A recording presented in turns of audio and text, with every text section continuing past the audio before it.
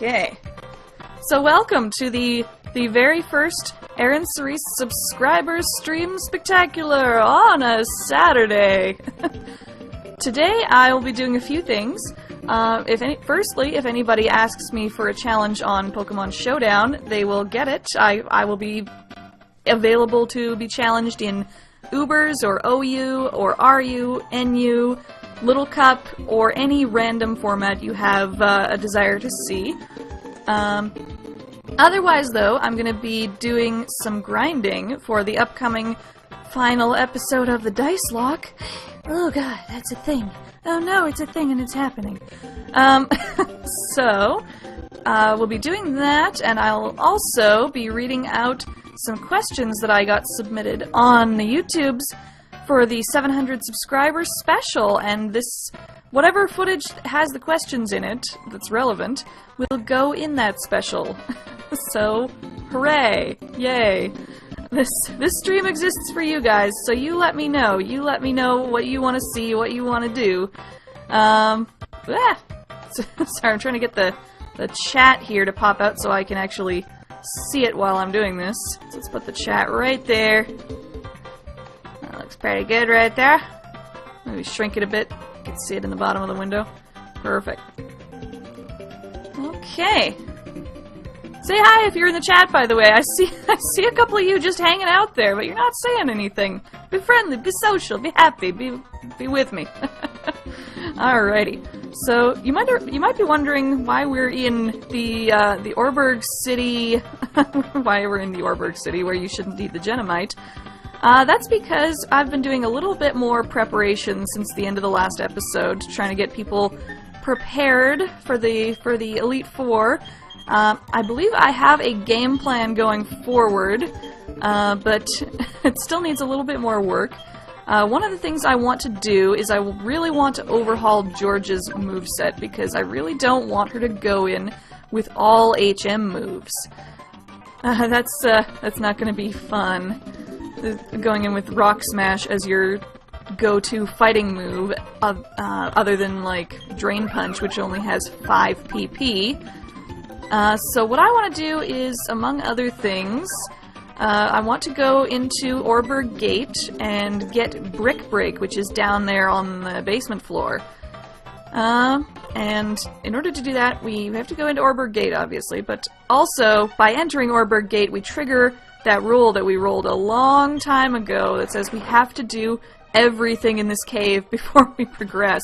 So before we ever leave or go back to the Pokemon League, we have to fight the last NPC left in this cave, and we have to find all the rest of the items. And we have to fight every Pokemon we see, because we can't run from anything. Blech. So now that we have Surf, we should be able to get around all this bicycle nonsense that was here before, and continue the search for items. Hey, that was quick! We found the one we wanted right off the bat. But we still have to find a few more, I believe. So let's see what else we can find, other than wild Psyducks at level 30, apparently, even though everything else in this cave is level 5. Oh well, shouldn't be a problem for the crab with the most, ghost with the most special understanding with death. It's a joke about the afterlife and crabs. Brilliant, aren't I? This is why you turn in. Tune in. Turn in. Wow. I didn't wake up that long ago, actually. I've been, I fell asleep around 5:30 in the morning last night because I was preparing for this thing. I was doing up my game plan for the Elite Four and trying to prepare for the stream, and yeah, I stayed up way too late, and I didn't wake up until, like, probably 11:45, so I'm still a little groggy, might be able to hear it a bit. Hopefully it's okay. Yeah, fighting this guy ain't no thing. Only level 34. Where you been, Mr. Veteran? What kind of veteran are you? Staraptor. Yeah, we should still be able to beat it with our Rock Slide. There we go. Okay, it's a little fast right now in terms of the speed. Let's turn it down a little bit, I guess, now that the The game seems to be okay with us streaming and playing it at the same time. Okay, push this aside. We can get that item down there. Which is an earth plate. Ooh, not bad. We don't have anything else that boosts ground moves. I wonder who could use, probably Pratt. Although I have the icicle plate on Pratt right now because I really want Ice Beam to do as much as possible against that stinking Garchomp. We'll have to think about that. Maybe we can have the Earth Plate on him at all the other battles and then switch to the Icicle Plate for Cynthia. That could be a thing. Okay, cool. So let's rack smash our way through her. And while we're in here, let's start... Oh, Focus Punch. Awesome. Now, is there anything else to find? While we're looking for things to find, I guess we should probably start with the first of our questions. Whee! So we have a few so far. I think we have some from about 7 different people, looks like, and some of them ask multiple questions, so that should pass some good time, I think. First questions come from our pal Tortimer the Grey over at Tortimer the Grey Gaming, who you should totally check out if you have not followed my 1,000,001 recommendations for his channel so far. First question from Tortimer the Grey is, what got you into YouTube originally, and what keeps you engaged in it as a hobby? My long and sordid history with YouTube. Whoa, it lived this strength.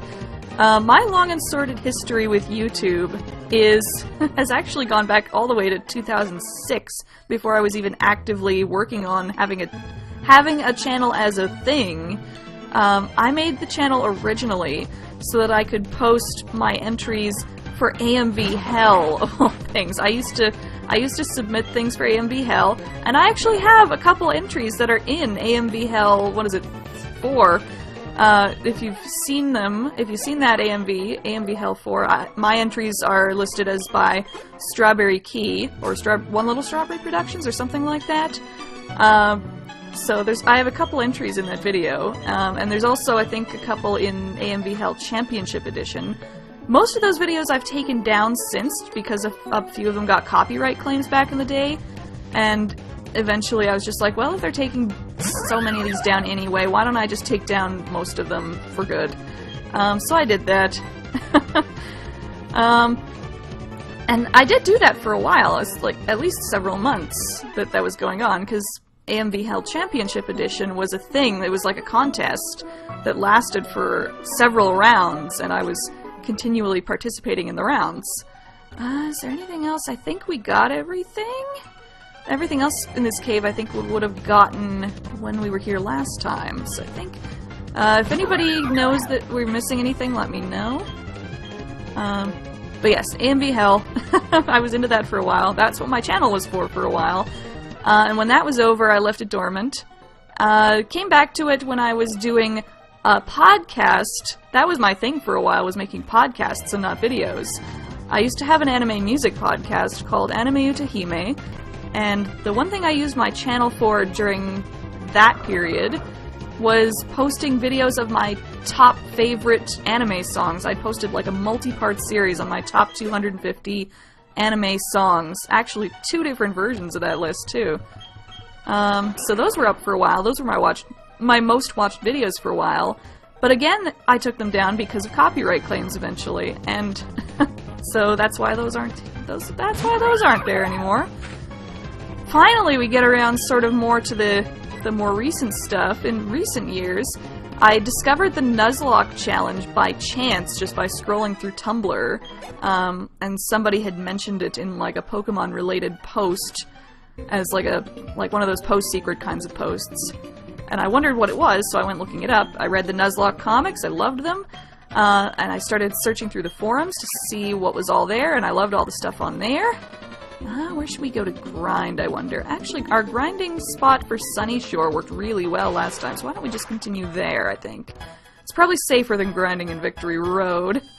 So, I loved all the Nuzlocke stuff. I really wanted to do one. I ended up doing my first run on Pokemon Crystal, just on an emulated Crystal version, and I didn't make a huge thing out of it. I think I did a written log out of it with just some funny pictures attached to it, basically.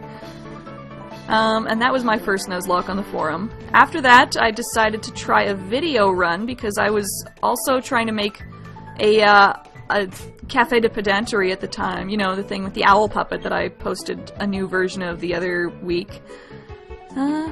Actually, Pratt's doing pretty well for levels. So let's, I guess, continue fighting with Olive for a while.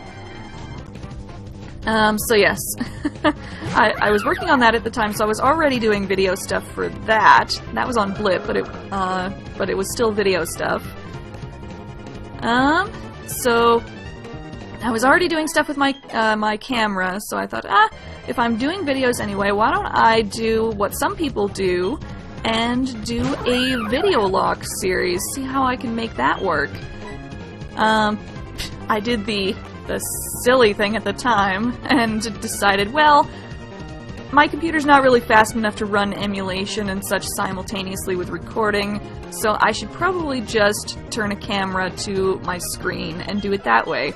So, and you can see the results of that in Let's Nuzlocke Heart Gold with Aaron, which nobody should watch. It's awful.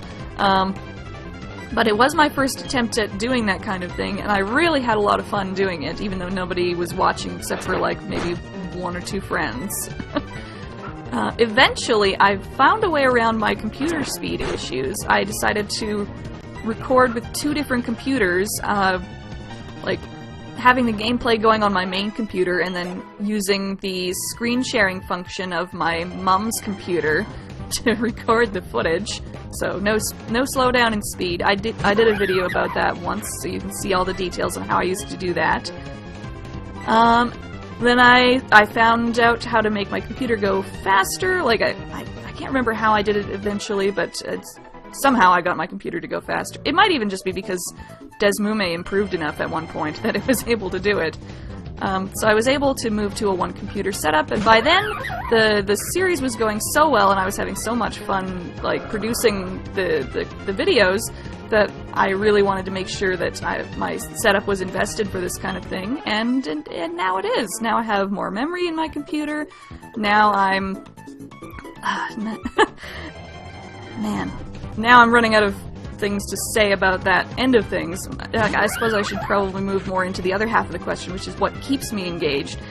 Honestly, a lot of it is still part of what initially got me into making this Nuzlocke series to begin with. Is just doing Nuzlockes is fun, you guys. If you haven't tried it before, you should try it. I love the thrill of, like, gathering a little family together of, like, not just Pokemon, but also the people who are following your run and investing as much emotion into these little collections of pixels and numbers as you do, and seeing what comes of it as we challenge our way through a ridiculous set of arbitrary rules. As far as, like, other videos on the channel go, stuff like Director Quest, I'm very much engaged in and wanting to continue because I've always wanted to do video reviews as a thing. Like, I used to be huge into the whole that guy with the glasses scene for a while. Café de Pedantery was my original attempt at trying to emulate the kinds of videos that I loved watching on there. Before I realized that was crap. And Director Quest is sort of a thing that I got the inspiration for while taking a class on the films of Roman Polanski at university.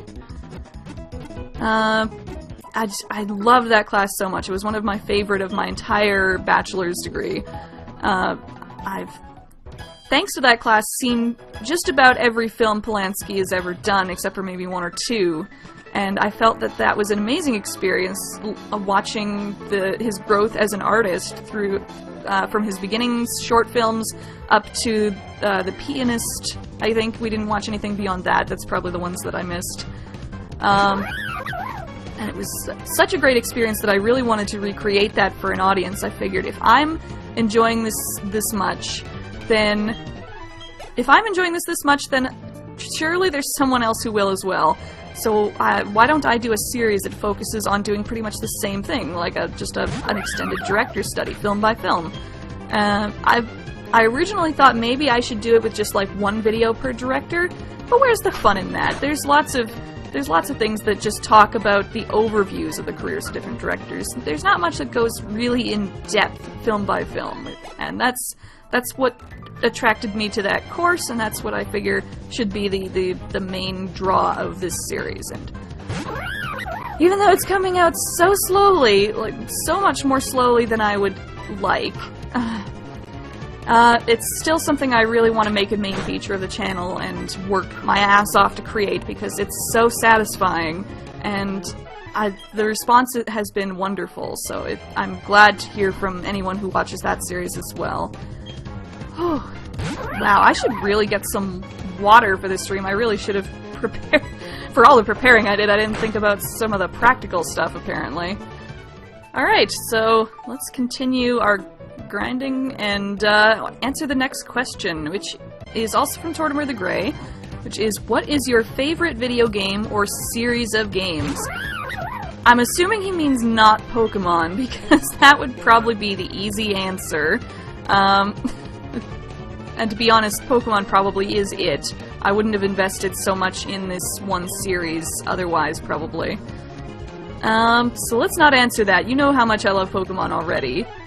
And I have already talked about my history with Pokemon in the past. I believe it was like episode 18 of the Orderlocke, I believe. I basically spent the entire episode talking about my history with Pokemon, so if you're curious about that, it's there. So let's see, favorite game other than Pokemon? Probably Spyro. Again, that's why I did it as my second attempt at a video game series. Probably Spyro 1 through 3. Those games mean a lot to me. They were definitely some of the big games of my childhood, and my brother's childhood as well. My brother and I would play a lot of games together as we grew up in our little PlayStation household. Some of the other games from that same era are also very special to me, so of course the Crash 1 through 3, especially Crash Warped was our big one. What else? This obscure, like, RPG called Threads of Fate. I don't know how obscure it actually is, but I felt like nobody else but us played that game, and we loved the heck out of it, so that's one of my favorites as well. I haven't played it in a long time. I really should go back to it at some point, maybe. Favorite more recent game? Definitely the Portal games. At least Portal 1, anyway. I actually have a confession. I have not actually finished Portal 2. I'm a long ways into it, but I haven't actually finished it. But yeah, Portal 1, man, is definitely a perfect game for me. I love platformers, I like puzzle games, I like games with a wry sense of humor like that. The voice acting is perfect, the length is perfect. There's so many good things to say about that game, and you know, you probably played it. What else? Recent favorite is probably the Stanley Parable. Again, for some of sort of the same reasons as Portal, puzzle games, the humor, also the really sharp commentary on the nature of video games and interactive storytelling. What else? Oh, there's so many other things, probably. I think it just comes down to I have a lot of favorites. It's hard to pick. And probably the first game of my heart is always going to be Pokemon. I guess I could answer what my favorite Pokemon game is. I don't even know, I think. I wonder. I sort of treat the entire main Pokemon series as, like, its own entity. Boring answer, I guess, would probably be Gen 1, because that's the one that started it all, and I'm always gonna, even if it's not my favorite region, it's always gonna have the strongest place in my heart, just because it's the most familiar game to me, it's the most nostalgic game. Probably, Yellow, specifically, would probably be the most nostalgic in my mind, because it looks the best out of the Gen 1 games, and I I don't know. There's something about yellow that sticks out to me more than the original red and blue, even though I played those ones first. Other than that, I think my favorite might be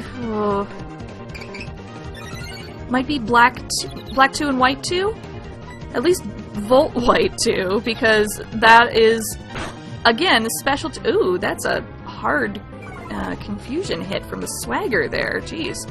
Blade, you gotta not do that again. There we go. Okay, here we go. But yeah, because I did Volt White 2 as my first professional Nuzlocke, let's call it, that game is very special to me as well. Because it brought me to you guys. It's so special. And also, just, it was really fun. I really enjoy the Unova region. I know not everybody agrees with me on this, but I quite find it an enjoyable region to travel through. I know some people call it simplistic, just because it's basically a big circle, and I can understand that point. So I don't begrudge you if you think that, but personally, I think the circle's a little easier to follow, especially compared to something like Sinnoh, which is just all over the place, and it's not very intuitive where you should go in terms of the overall, like...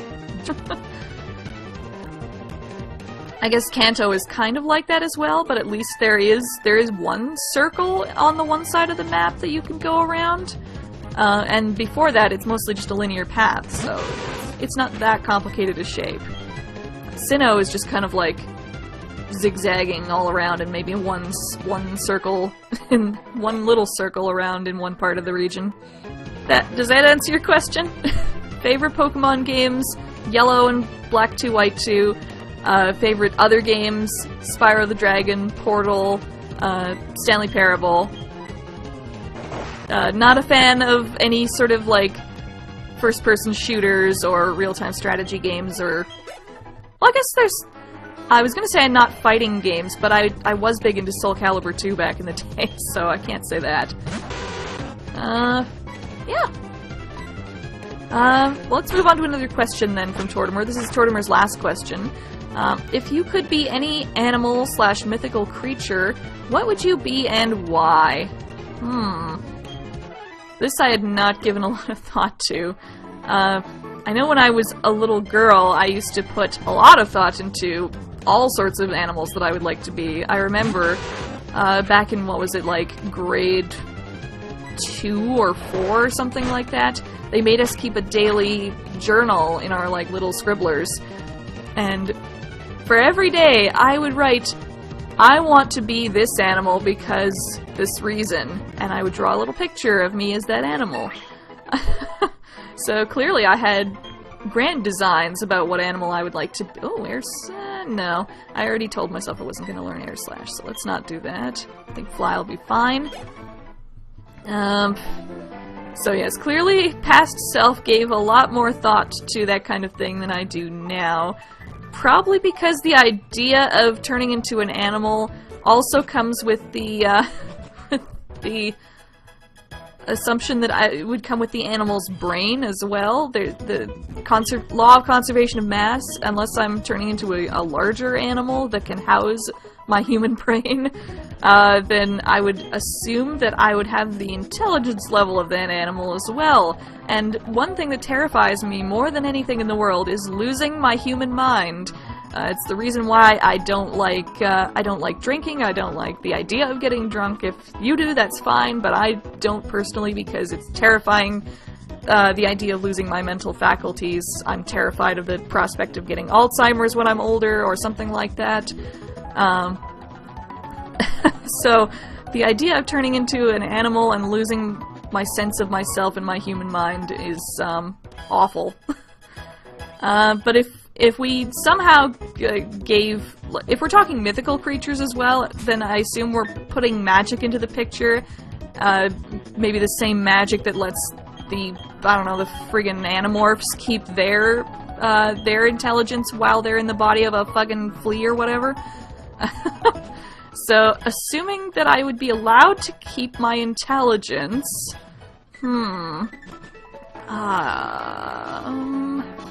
Why do I have to pick just one? I'm thinking either, like, something boring, like just like a cat or something. Because cats seem to have it all. Cats seem to live a charmed life of eating and sleeping and doing whatever they want. And you can't say anything about it because you think they're too cute. Or something like some kind of bird, because flying sounds awesome. Maybe I can have the best of both worlds. I can be a sphinx. classical Greek sphinx. Body of a lion with the wings of a griffin or something like that. I can't remember. Plus sphinxes get all up in people's business with their riddles and whatnot. Like, hey, I'ma eat you. I'ma eat you if you don't answer this misleading riddle. Eating passers-by would be fun. Yeah, let's say that. Let's say if I were an animal or a mythical creature, then I would be the Greek Sphinx, because that already has a human head and precludes having human intelligence. There's the cat body, so you can sort of like lounge around and do whatever, and also kick some ass if you want to with your giant ass cat claws. And then you also get the wings, so you can fly too. So there you go. It's the all-in-one package for Aaron Cerise. I'm expecting somebody will probably draw me as a sphinx at some point. I don't know if I want to see that. If you do, then go right ahead. Alrighty. Wow, grinding is going super slow. We've only really gotten into level 51. And I can't stream all day. Maybe we should go to Victory Road. I don't want to train Victory Road. It's dangerous in there. I guess we could... No, I want to stay here because it's good for talking to you guys as well if I don't have to pay that much attention to my grinding. I could very easily miss something if I'm grinding up in Victory Road while I'm talking to you guys, so I think we'll stay here. If I don't finish grinding today, I'll finish grinding off screen, and you can just... This will be the part of the grinding that you see on video. Alright, anyways. So let's move on to another question, how about, after we heal up. There we go, a little bit of HP there. Questions from Lady Plague, another one of my longtime subscribers. Very, very glad that she's been around so long. Always giving great advice, always giving me encouraging words. Always so thankful. So, Lady Plague's first question is, what is your favorite Pokemon? Or top 3 if you can't choose just one. I probably won't go into super detail about this because I do plan to do a list of my top 10 Pokemon at some point. But I probably will go into my number... Well, should I go into my number 1? You know what, I'll go into my traditional number 1, because I think I'm at a point where I'm not sure, honestly, what my favorite Pokemon is. For the longest time, my 2 favorites have been Vaporeon and Gardevoir. They're the 2 Pokemon who are on my channel banner there, and they've always struck me as very well-designed Pokemon, both in the visual sense and also in the wait, I thought Lady Oscar got paralyzed, but I guess she didn't. Yeah. Vaporeon I've loved since I was a child, mainly because it has the tail, the Little Mermaid tail. The Little Mermaid was one of my big things when I was younger. It was probably the first movie I remember seeing in theaters, and I've always had a thing for mermaids. They're basically my secret weakness. So Vaporeon was my favorite Pokemon for the longest time, but sheerly by virtue of that fact. And it was only later in life that I even got to appreciate it even more, because it's basically a giant bag of HP with a pretty decent move pool to boot. So that's great. But I have always had a problem with the little, like, the ruff around Vaporeon's neck, the fish ruff, whatever you call that, I don't know, the Dilophosaurus thing. So I've always had a problem with that part of Vaporeon's design. And also, just because I've used so many Vaporeons over the years, it's started to lose a bit of its luster. Maybe that's shallow of me, but I don't know. It's just over time, it's started to lose a little bit of its specialness, and I've started to question whether it should honestly be counted as my favorite just because it has been my favorite for so long. Is it really still the Pokemon I get the most excited to see, the most excited to use? I don't know. It's still way up there for sure. It's probably still going to be on that list that I'm going to make. I'm just not sure if it's still going to be the #1 spot or not. And as for Gardevoir, that one was just my favorite Pokemon in Gen 3. It was a bastion of design among all the designs that I didn't like in that generation. I'm just gonna be a girly girl about it. I just think it's really pretty. It's super pretty. And clearly the internet agrees, because fuck if you can find pictures of Gardevoir without stumbling on awful porn. But, no, it's still a great special attacker, and now that it's got a Mega Evolution, it's even more competitively viable in that sense. And, yeah, I just really enjoy the way it's designed, mainly. I also enjoy that it's called Sir Knight in Japanese, so it's actually supposed to be, like a male-inspired Pokemon, like it's supposed to be based on a knight with like a cape or something like that, I'm guessing. And that's probably why Gallade looks the way it does in its Mega form with its cape.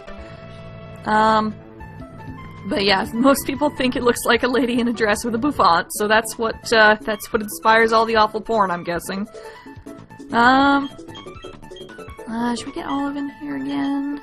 Yeah.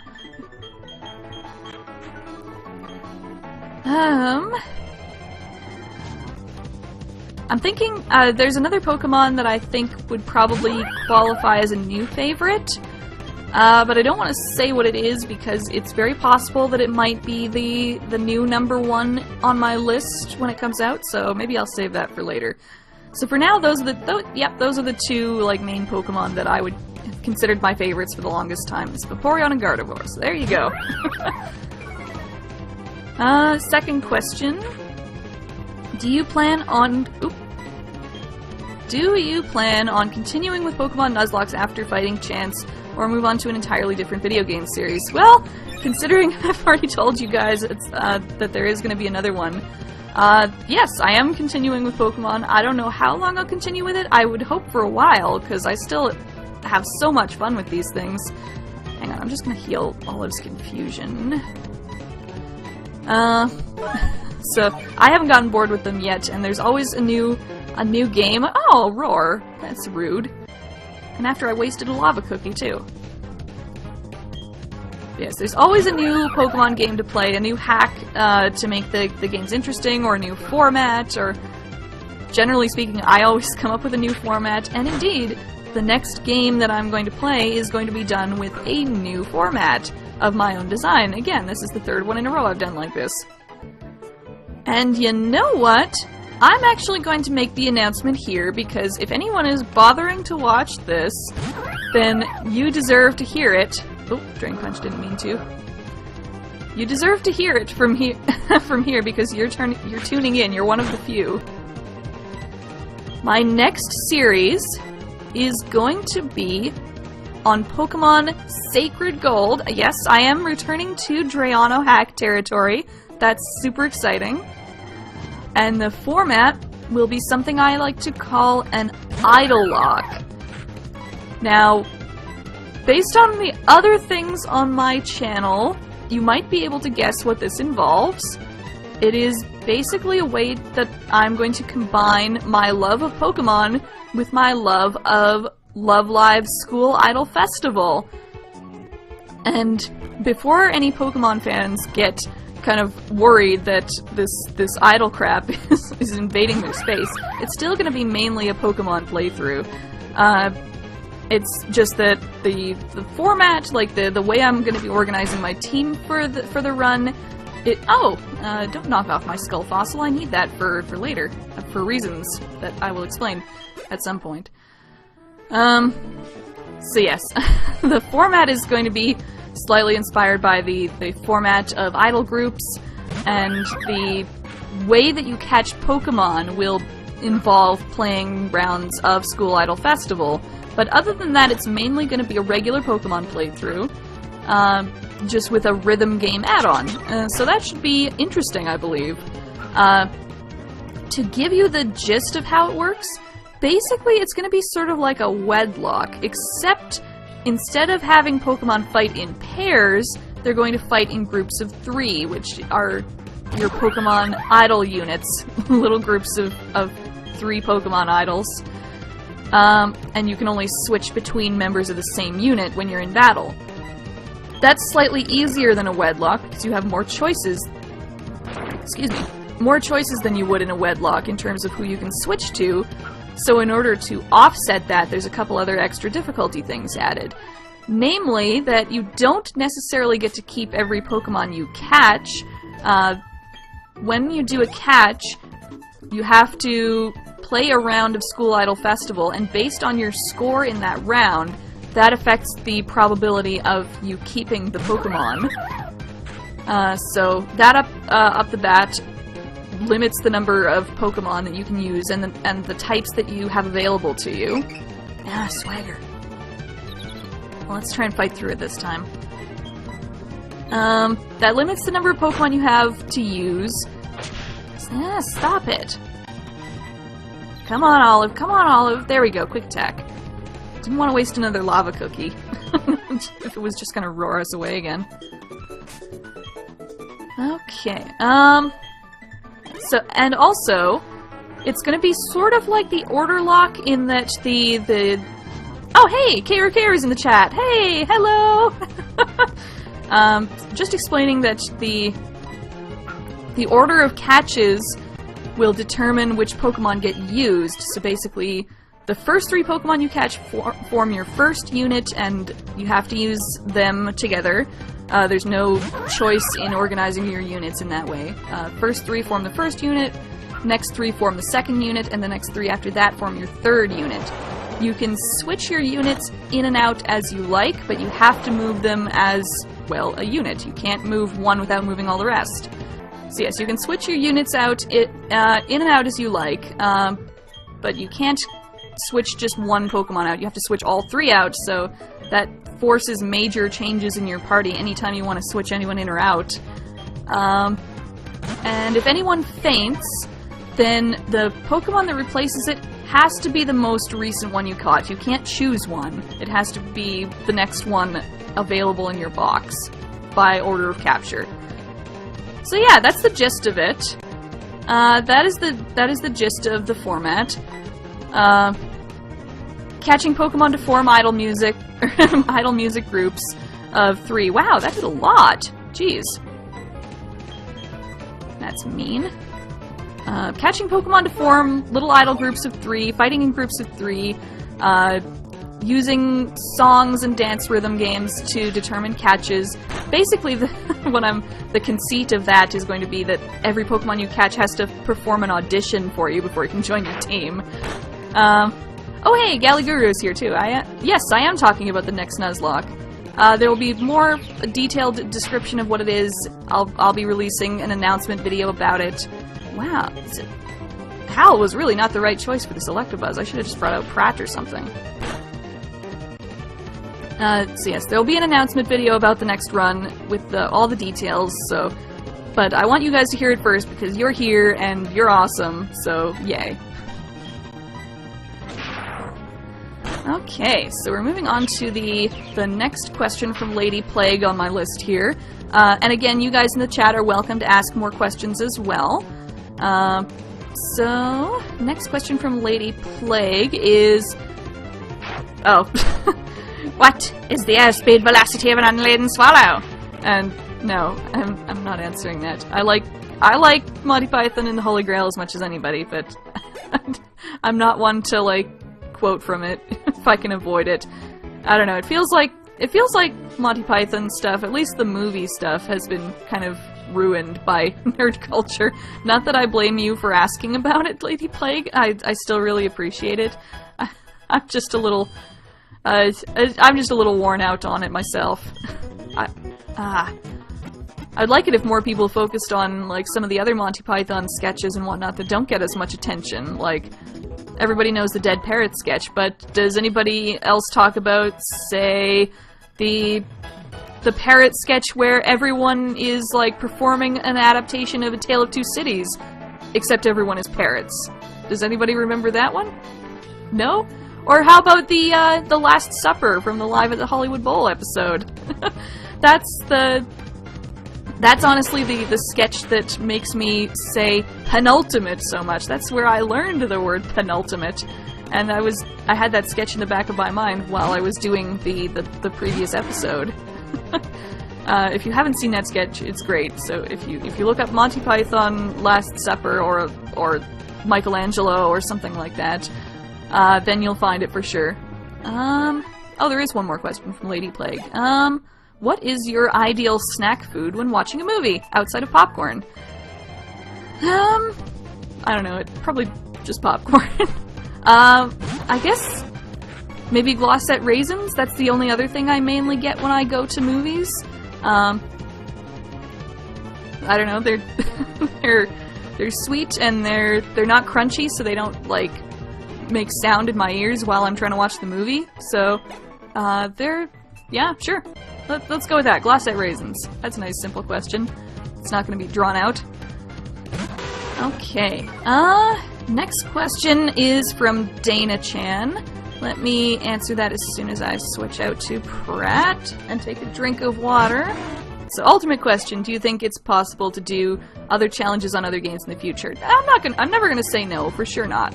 You never know what the future holds, and the future probably doesn't hold Pokemon forever for me, let's be honest. I would think it would go for a long time, because, again, I'm not bored with this yet. This is going to go on for quite a while yet, I believe, with Pokemon. And considering my aspirations with Director Quest and other things... Damn it. Considering my aspirations with Director Quest and other things, I probably won't have as much time to Let's Play other series unless they're, like, just one-shots. Like, I would probably like to Let's Play some, like, short, maybe art games or something like that. The kind that you find on Game Jolt or whatever. But those are things that are, like, one and done, basically. So, I don't know about other, like, actual series of challenges. I wonder what it would be. Probably going back to the Spyro Pacifist Challenge at some point in the future is possible, for sure. What else? Maybe going through, like, an RPG or something like that.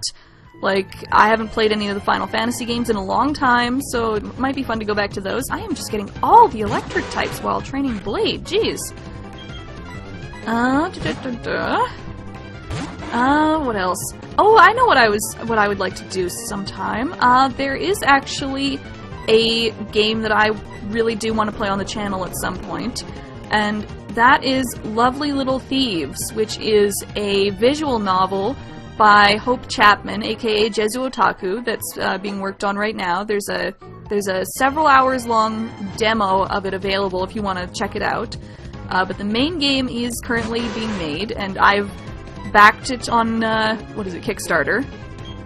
And I'm really looking forward to the full game being out. I'm really hoping that I can, like, bring some attention to that game by doing a Let's Play of it when it's finally done. It looks really, really great. The art is beautiful. The story looks like it's going to be a fun sort of inspiration based on, like, old 80s horror movies and sort of teen movies of that ilk, but also mixed in with some sort of deeper meaning and emotional things. Also comes with romance options for all of the major players. Basically, you're playing as a girl who's going on a trip with her friends down to a haunted cabin. That's sort of flawed. And as this girl, you're trying to basically define who you are. And part of how you define who you are is in how you interact with the other characters. and you're allowed to have a romance with any other character in your posse, basically. Which is a bunch of guys and also one girl, and you can you can imagine. I would love to try the girl option, because not enough actual non-pandery girl fiction exists, I believe. So that would be quite interesting, I think. So yeah, Lovely Little Thieves, I definitely want to play on the channel. I don't know if I'll make it a challenge run, but it'll definitely be fun to play through at the very least. Yeah. Oh, there's also, the stuff that I mentioned on the survey. I want to do stuff with Portal and the Stanley Parable. Those probably won't be challenge runs as well, but I do want to either do video essays about them, or do a Let's Play, but sort of a more analytical Let's Play. Basically playing through the game while also stopping sometimes to sort of talk about what I think about what various parts of the game mean, or like how they're meaningful in a larger context. Basically something that will help people who don't generally play video games see what's so important about these video games. There are a lot of people I know who don't play games, but are intelligent people who like to analyze literary works, basically, and would totally dig the stories in things like Portal and the Stanley Parable if they actually played, and I want to make games like that, I want to make games like that accessible to those people. They're very important to me, the games and the people, so I want to bring them together. So yeah, like, especially the Stanley Parable I want to do that with, because, especially like someone like my dad, who teaches English for a living, and is all about the deeper meanings of works, and how they're structured, and things that take an interesting approach to narrative. He is not a video game player in the slightest, and yet I want to share what's so great about the Stanley Parable with him, so... and I'm pretty sure other people would be interested to hear that as well, so that's why I would like to make a video about that game, basically. Yeah, I don't know about a challenge run specifically. It takes a while to think about a challenge that, 1, is fun, 2, is with a game that I actually want to play, and 3 is not too hard for me. The Nuzlocke is basically the perfect balance of challenge and fun for me. It's gonna be hard to find that balance in another game. Even the Spyro Pacifist challenge was a little bit weird, because it was about the right level of difficulty for me, but it was hard to keep the specifics straight, just because it was a little more like... It was a little bit more of a loosey-goosey game than Pokemon is, in terms of trying to be like, does this count? Am I playing this right? Does this fit in with my rules? Does this situation make sense? That sort of thing. It was always a little bit like, what am I doing? So if I did another challenge run in the future, it would probably be, it would probably have to be something I would have to think a lot about in terms of, like, determining what kind of challenge and what kind of game. Oh, wow. I really shouldn't talk at such a stretch at a time, because I really need some more water. A couple more comments in the chat here. Galligurus did not know Lovely Little Thieves existed, and I'm glad that I could bring that to someone's attention even without playing it. So I hope that you're able to look that up and play the demo for yourself and see how that plays for you. Karu says that this kind of analytical LP sounds that kind of analytical LP sounds interesting. I'm glad you think so, because I would really like to make that someday when I have time. Oh yeah. Let's stop for a second, take a breather, take a drink of water. I'll be a second.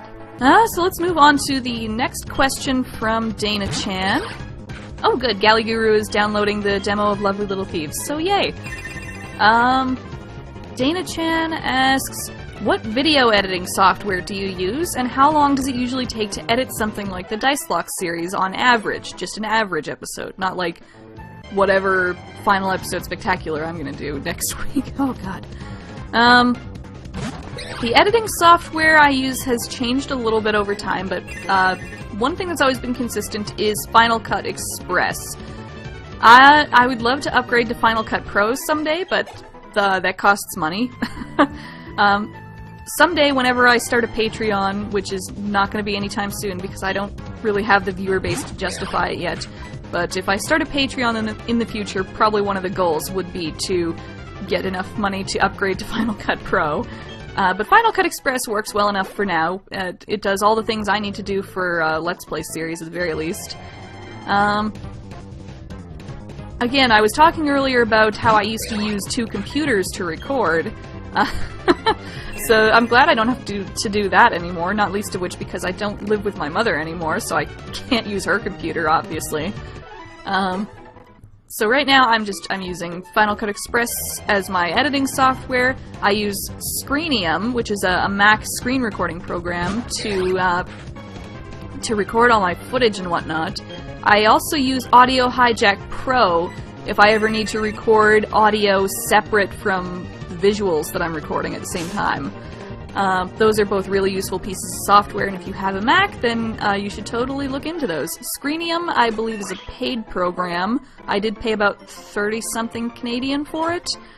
And Audio Hijack Pro is a free program, but all the features are unlocked if you pay for it, so I would also recommend buying that one as well. Oh, Galliguru has a question in the chat.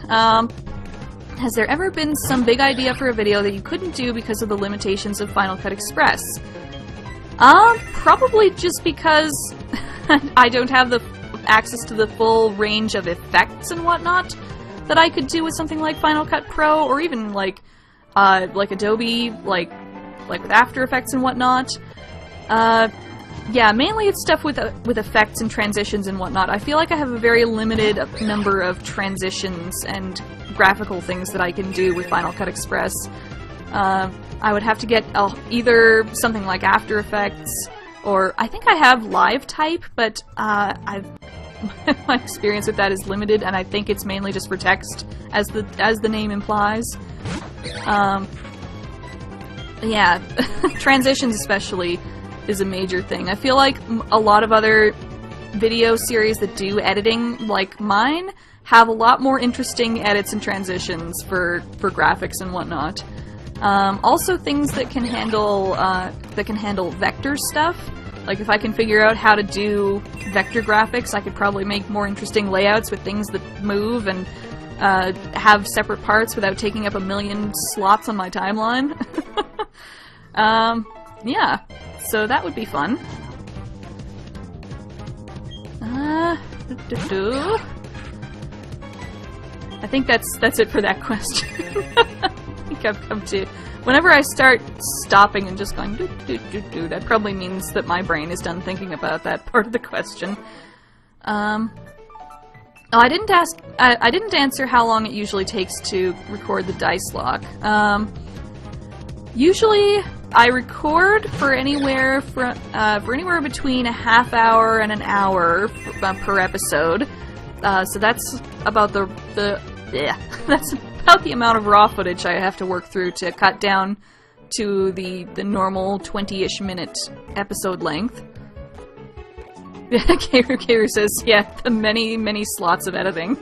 You know the pain, man. You know the pain. So yeah, recording alone takes at least an hour, sometimes more even. If I'm doing something like, say, the Victory Road episode happened the other day, and I recorded that for probably like 2 hours. That's why that episode is 45 minutes long.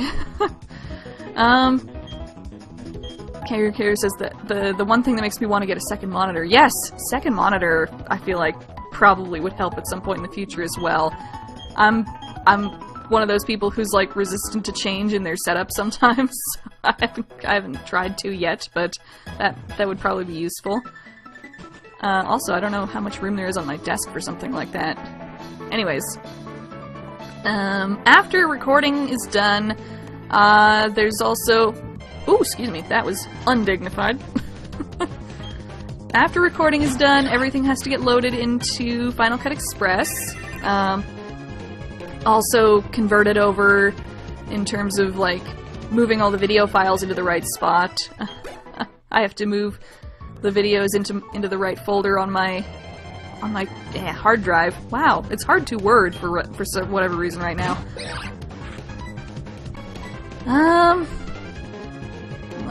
Final Cut Express, loading videos in Final Cut Express. Have to lay down all the footage in the timeline. Basically, I have to lay down 3 instances of the video in the timeline at the very least, at least for the Dicelocke. One to be the top screen, one to be the bottom screen, and one to be the generator. And I just do different cropped versions of the video for each element on the screen there. And then there's the layout that's a couple slots above those, with a bit of a space left in between if I want to put, say, an image in between the screen and the screen and the layout, like I do sometimes when I pop an image in front of the top screen, that sort of thing. And then there's the text that goes on top of the layout for the current area and the role thing. And of course that all needs to be rendered before I can work with it. Sometimes I do the work even without rendering, but that's a little harder because it means I can't watch what I'm doing while I'm doing it, if that makes sense. Basically, unless you pre-render everything, you have to go based on just the audio of what you're editing. The video won't play in real time as you're editing it. You have to sort of either scrub through it by dragging your mouse along the timeline in order to see the video, or something like that. You wouldn't be able to just hit play and see how the edit's working. You have to render it first. And that's honestly what takes so long on a lot of the edits sometimes, is just rendering alone. It would take a lot less time if I didn't have to render. As for how long the actual edit takes, it really varies depending on how ambitious I'm feeling for that episode. It can, at the very minimum, I would say, what is the minimum even? Definitely takes at least a day. I don't know about how many hours. I've tried to not count. I try not to count because it's just depressing sometimes. But at least a day's worth of editing, sometimes a day and a half. I'd say that's about the average amount of time that I spend. Probably even 2 or 3 for the most complicated episodes. Like, I'm definitely going to have to take some extra time to make sure that I have enough time to do the final episode this week. I'll probably record for it probably tomorrow, I'd say, and then start editing on Monday. Assuming that I don't just, like, fall over at some point from work or from, like, the need to wind down. Although, thankfully, I was able to take a wind down day yesterday. I was able to do some relaxation of the kind I talked about in the last channel update video, so that was good for me. So yeah, that should be happening this week. Yeah. I think what takes the longest sometimes in editing is obviously the text and graphics, but more so like little things that I sometimes try to animate or motion track. Like, sometimes I put a little cutout of Kanye West's head on our rival West's body, like, and it doesn't ever pop up for very long. You might not even have seen it. You might have missed it. It's like a blink and you miss it kind of thing. But that takes surprisingly long to do, because in order to make sure that the head stays lined up with the body, I have to go through it frame by frame sometimes and continue to line it up and make sure it's lining up with the same pixels so the head doesn't look like it's jostling around. Yeah, so a lot of work goes into a little sight gag like that. That's why I don't do it that often. I think the longest one of those that I ever did was in the final episode of the Orderlocke. There's the bit where Ray is facing off against a Golurk, and it's like, and now it's time for tea time with Ray and Golurk. And they're both wearing little bowler hats, and those bowler hats are motion tracked onto their sprites, which, of course, in that game, move around all the time. So yeah, that happened. That took a goddamn long time to do that bit alone, let alone everything else I was doing for that episode. But I do want to still try and do things like that every now and then, just because it adds a little extra fun flavor to the episode to have, like, motion graphics happening, whether they're text or pictures or whatever. Can't do it all the time just because of how long it takes, but there you go. Even for a short episode that doesn't have much in the way of graphics on screen, it can take a while, just because just straight up cuts can take a while. Like figuring out what to cut, or where to cut, or what the timing should be. Is this edit too close to the last edit? Is my voice clipping here? Can I move this bit of my commentary over a bit so it's clearer what I'm saying? That sort of things. Yeah. So that's why it takes like a day and a half to edit. Sometimes I can make it less if I'm really pushing myself, but I prefer not to. Okay. Looking at Gallagher's comment in the chat again now, he says, I'm not sure about Final Cut, but Vegas lets you rearrange the layout so that having like 30 layers isn't too big a problem.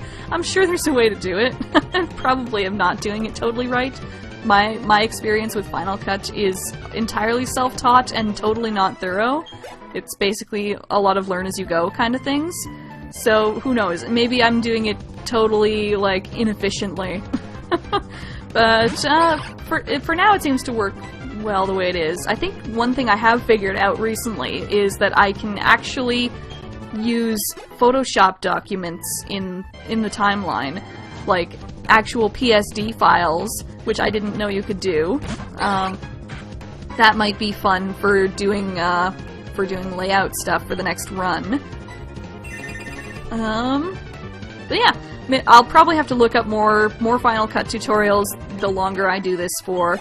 I'm always learning more stuff about how to do this all the time. I should probably switch Pokemon. Lady Oscar's level 53. Let's put Hal in. But yeah, I'm learning how to do this all the time still. So there's always more that I can put to use as I improve my videos going forward. Okay, next question comes from Sage Lemmers, who says, congrats on 628 subscribers. I was part of the 128 new guys who moved in since the last update. Glad to be here. So, yay! Awesome! And his question is, of all the Pokemon you've raised through the Dicelocke, Orderlocke, and other Pokemon series, do you have a single favorite Mon thus far? Oh, don't make me choose! That is definitely like choosing children, favorite children. Why would you make me? I know I definitely have ones that are very near and dear to me that stick out. From the Orderlocke, Ray and Nefertiti stand out as just the ultimate bro pair of female and genderless Pokemon. Ray, of course, stuck it all the way to the end. Spoilers if you haven't seen the Orderlocke. I'm pretty sure everyone in this chat has. Yeah, Ray stuck around to the very end, right up to level 100, so of course Ray is going to be very special to me. Nefertiti didn't make it to the end, but was there for so much of the run, and was just such a devastating loss that it's like a scar across my heart. I can't never heal from it. Oh, Nefertiti. Cucumber, of course, from that run was also very nice as well. Left a great legacy before retiring. Fatal as well, had one as well. Even though the Orderlocke was what it was, Pokemon retired all the time, that's how that series worked. It was still kind of sad to have to not use those Pokemon anymore. because I loved them so much and I wanted to take them all away. I did consider at one point doing an Orderlocke All-Star special, basically like re-challenging the Elite Four with like the most used Pokemon from the retired box. Aw, Galiguru's favorite was Tyrone from the Rocketlocke. Aw, I remember Tyrone! Oh, poor Tyrone, what befell him was horrible. But yes, I did want to do an All-Stars E4 re-challenge at one point. I still haven't decided if I'm ever going to do that. I think it's a little far out from the end of the Orderlocke to do it at this point. But if anybody wants to see it in the future, it might still be a thing. Yeah. Oh, poor Tyrone. Keru is also sad. I know Keru was around for like that whole Rocketlocke stream too, so I know he remembers. Galiguru I know was around for a long time as well. Oh man. From the Dicelocke, it seems like a lot of my super favorites are dead at this point. Oh, I remember your Tyrone fan art, Keru. I'm always so wowed that I got fan art even. It's such a rare occurrence for a YouTuber to get, unless they're like super big. So it was very much appreciated. Thank you. But yes, it seems like a lot of my favorites from the Nuzlocke, or the Dicelocke so far are dead. I still have favorites with me, thankfully, but Flavor Text and Pickle were definitely the hardest losses of the game. Even though it was probably pretty apparent that Flavor Text wasn't gonna make it all the way, like, Perrette is a hard Pokemon to make competitively viable, even in-game. I still had hopes, I still had visions of glory for him, and I really wanted to take him to the end. Oh. Olive will go in his place, but it's still. And Pickle, of course. I think Pickle is a lot of people's favorite too. On the channel survey, there's the question at the end that asks who your favorite from the Orderlocke was, and I think Pickle was the most popular choice. Pickle and Kilnar were the two most popular choices. Poor Pickle. Really should have come to the end with us. But, if only I'd been more careful on that route. Oh my god, I can't even... I'm still kicking myself over that because I can't believe I let that happen. My brain is not a very organized place sometimes, you guys. I'm surprised that I am able to continue the channel operations in a semi-smooth fashion as I do. Like, I know videos are sometimes a few hours late, like sometimes they don't come out until 2 AM on the day after they were supposed to be released. But considering how disorganized I can be sometimes, that's pretty good for me. that I can stick to it kind of. That's probably also why I'm not doing another Dicelocke, at least right after this last one. I know some people have asked me, are you going to do another Dicelocke? The Dicelocke seems like such an iconic format for you. Please do another one. And I might still do one in the future, like as a future run, but definitely not right away, because there's so much to keep track of in a Dicelocke. Like, hang on. I'm going to show you the notes that I keep while I'm playing the Dicelocke. This is what I have in front of me all the time while I'm playing. Look at that. This is all this area-specific rules that I have to look for. Sometimes I think I might have written one or two of them down wrong too, but I haven't figured out which ones they are. I think they're all good, but I get the sneaking feeling that one of them maybe isn't. So yeah, sometimes I just forget to look over on that side of the screen where they are. Sometimes I can't figure out where I am. I don't know. It's just all very confusing. And of course, there's also the roles list. Where is that? There we go. The roles list here that I always look up things on as well, and that's just basically I'm not a fan right now of having to open 2 giant walls of text to refer to every time I open up the game. So I'll be looking forward to doing a run where I don't have to do that finally. Dicelocke is fun, you guys. Dicelocke is really fun, but also really stressful for that reason, for a scatterbrain like me, and you know from watching the Dicelocke just how scatterbrained I can be sometimes. So hopefully the Untitled will allow me a little bit more breathing room in that sense. Alrighty, so we have another... Oh, before that we have another comment from Galliguru in the chat. My favorite from the Dicelocke is Kilnar. At least I know he won't be dying for the Elite Four. That was my thought on it. I was like, welp, at least he's not gonna die. At least he's not gonna fall victim to like the starter curse that befalls some runs where the starter is guaranteed to not make it to the end.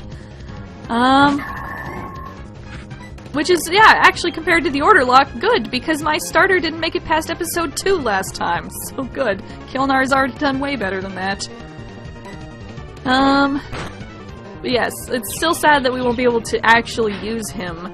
He will be cheering from the sidelines, at the very least. This team that I'm grinding up right now, you can see... Oop, no, not the Pokedex. Oh, that was Turtwig there.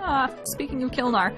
But this is the team that we're using for the Elite Four. I've planned it out. I've planned out exactly what we're gonna do. Basically, for West, we're going to take out, I believe, what is it, George and Olive? Or Pratt and Olive? Pratt and Olive we're taking out for the fight against West. And we're going to use Firefly and Hanyu in their place for that fight, so that they get some screen time in the episode at least. But after that, we're switching back to this setup. So everybody who's in the current active party will get some screen time in the episode, just these 6 are the ones that are going on for most of the fights. Actually, here. I have my game plan right here if you want to see that as well. This is the current plan as it stands for the Elite Four. I don't know if you can see all of it right now, but hang on. There we go. So you can see I have some plans for what to do. I have some move tutor moves that I need. Oh, that's right. I completely forgot. I need to teach some move tutor moves to Olive, so we can have some fire and electricity coverage on this challenge. But yeah, you can see who I plan to use as my main Pokemon for each Pokemon that they have coming up, as well as a list of backups in case either a Pokemon should fall or like something weird comes up that requires using another Pokemon. The reason we have Olive with Skull Fossil, by the way, and Olive with Iron Ball, is that I actually plan to teach Olive Fling. We don't really have any strong dark moves that aren't on a Pokemon who's weak to Psychic. So I would like to have a dark move we can use for Lucian, and the best I can think of is giving Fling to Olive. So I went digging for some shards to use for the move tutor stuff, and while I was digging, I found a Skull Fossil and I found an Iron Ball, which and a few plates. So that is going to be super useful if we're using it in combination with Fling. I believe these 2 items are 2 of the most powerful items you can use with Fling. Obviously that's only going to work once per battle, but it works out for me because, one, if Lucian starts with his Mr. Mime, and I believe he does, that will keep him from setting up the light screen and reflect early. That'll make things a lot less headachy. And for Cynthia, it'll be a really strong neutral move to use against her Spiritomb. So that should be fun, I believe. Actually, why don't we do that now, since we're talking about it, before I forget. After we beat this Floatzel, let's fly to wherever that move tutor is supposed to be, and learn us some Fire Punch and Thunder Punch, and then teach her Fling. That'll be something interesting we can do, other than just grind. Where is it? It's Route 212 that the move tutor is on. Where is that? 210, 215... 212, okay. So down to Pastoria City.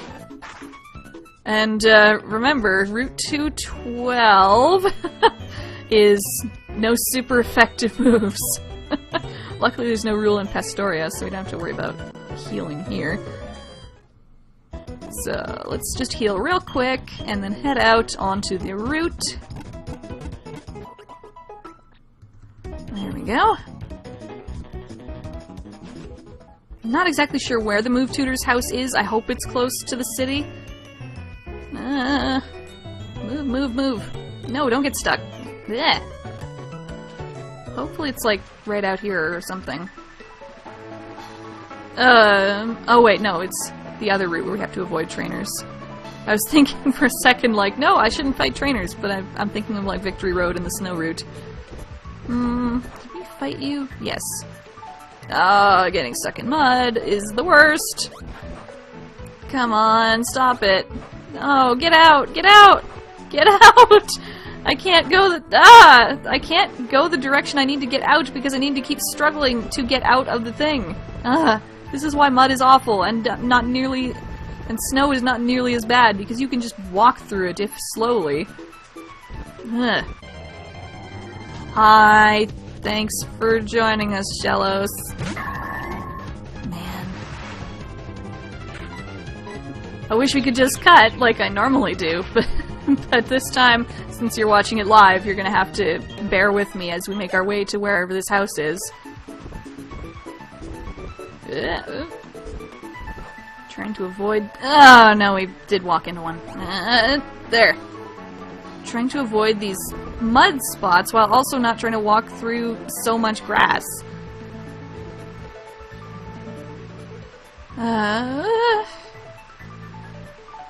Okay. Okay, we're good. I think this is it. This is... Shards wanted, moves taught. Yes, this is what we want. Okay, and then we can just fly out of here after that. Okay, we have some shards. We have the shards we need, thankfully. So we need to teach Olive. Fire Punch. And...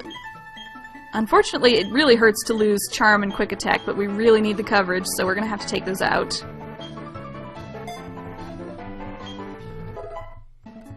At least we have, wait, do we have Aqua Jet? No, we don't. So we don't have priority on our team anymore, I think, but, we should still be able to make do without it.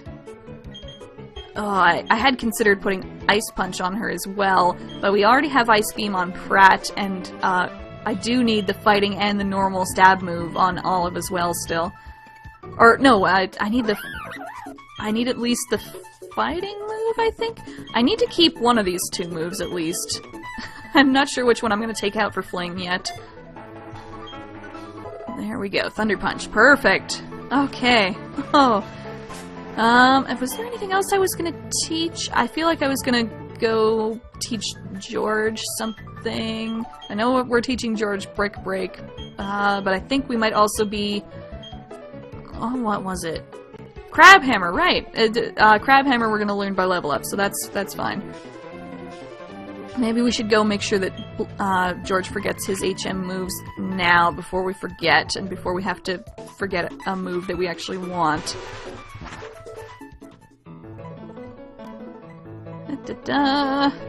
While we're training on the route, we don't need, Can't talk. So, I've lost all my words again. So we shouldn't need these HM moves anymore, because we can just fly back to the Pokemon League. So we can forget Rock Smash. Finally! How long has George had that move? Wow. And we can forget... We can forget Strength.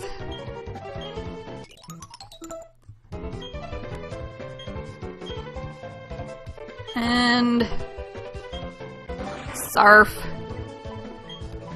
So George will be learning...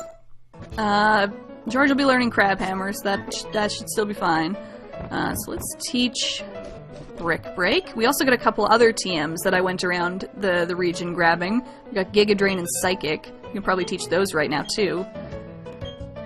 There we go. Oh, no, not Pratt. Why am I... I'm getting my water types mixed up. See what I said about being disorganized? Let's teach George Brick Break. We can teach Giga Drain, I believe, to Lady Oscar. There we go. We can take out Synthesis for that. And Psychic. I was really surprised that Bronzong can't actually learn Psychic by level up, so we have to teach it by TM.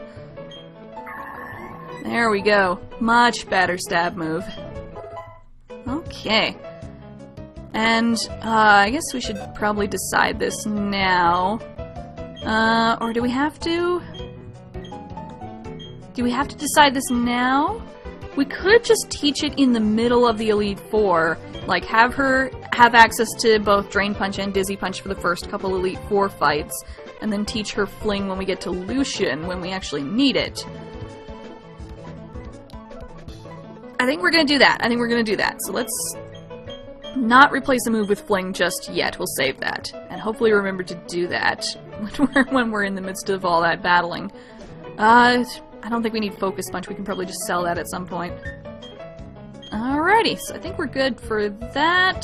Let's head back to our grinding spot and go back to answering some questions. Although we probably won't be able to do this for much longer. I have to leave to go out at some point.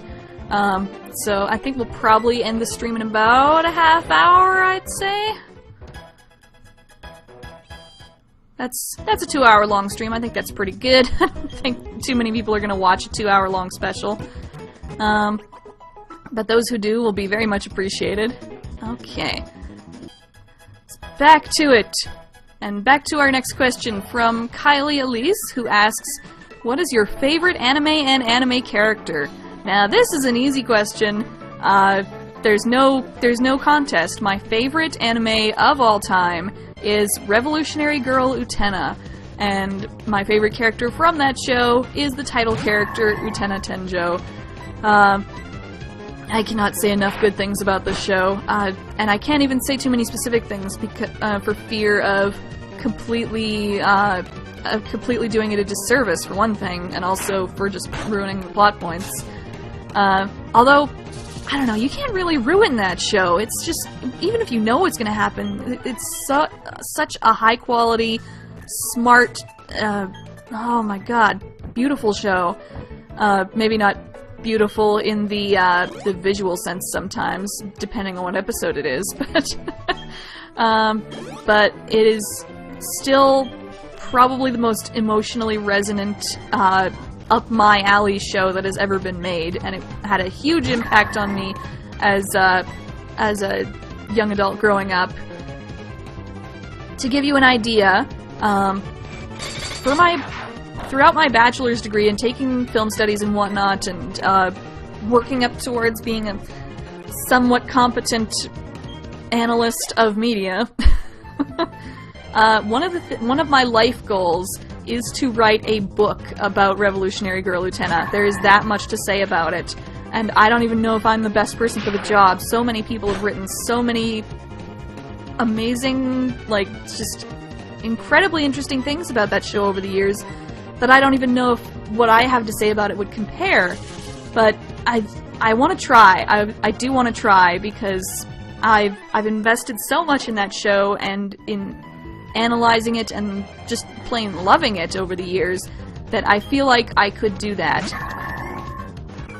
I want to, like, write academic essays about what it means and, like, write about the history of it and, I don't know, maybe interview the director about it?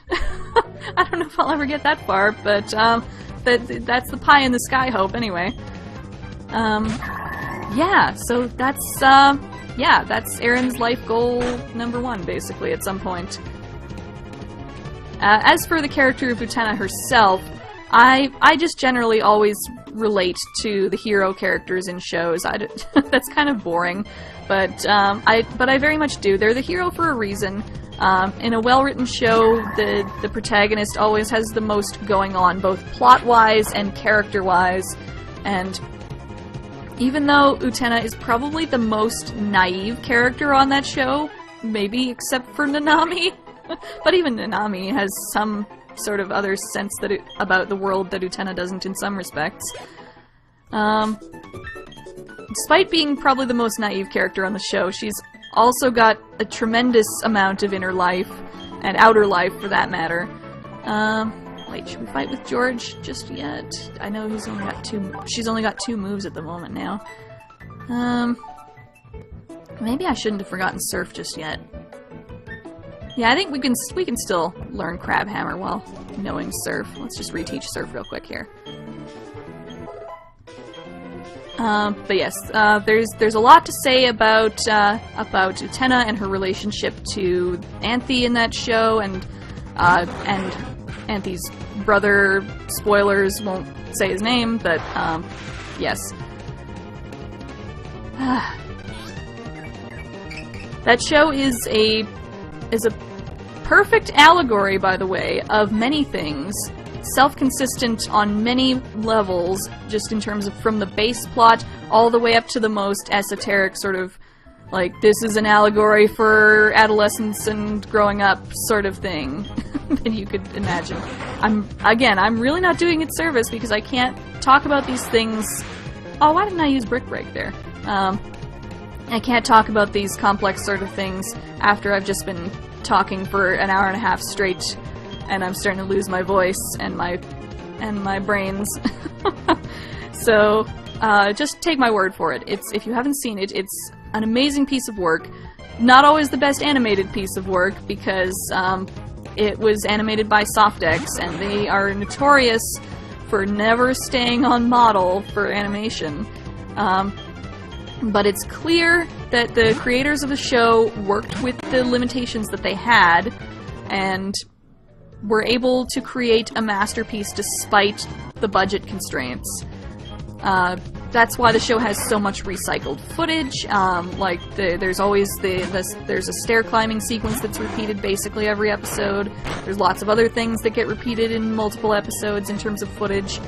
But they really make that work in terms of it creates an atmosphere of things that you become so familiar with over the course of the show that when they change, it really catches your attention and draws your attention to it.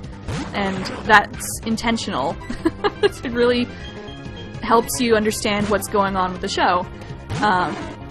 Like, oh, this thing is different. This must be important. That sort of thing, basically. But yes, and also they did save their budget for the most important episodes, like obviously the first couple episodes, and episodes towards the end are animated much better than, say, I think episode 30, what is it, 35? Whatever the last fight with Toga, the red-headed dude in the show is. That episode probably has the worst animation of the show, but, yeah, they did save their budget for when they needed it, and it works quite well. Okay, I think I've probably rambled enough about Utena. If you really want to know more about Utena and the meaning behind it as you watch it, like if you're a new viewer, I highly recommend, there's a series on YouTube called Geek Nights Presents Utena, and they're only up to episode 13 or 14, I believe, in terms of covering the episodes, but basically it's an episode-by-episode breakdown of what's going on in the show as you watch it. So as you watch the episodes, also watch the Geek Nights Presents episodes as a companion piece to sort of find out what you should be watching for, things that are interesting, like helping you understand in terms of analysis. They're very, very highly produced, well-written videos, so can't recommend them enough. Can't talk, apparently, either. Oh god, why am I having such trouble braining? Too much grinding, too much talking. I think I have at least enough left in me to answer these last two questions. First is from HiBy201, which is, are you going to continue Love Live gameplay?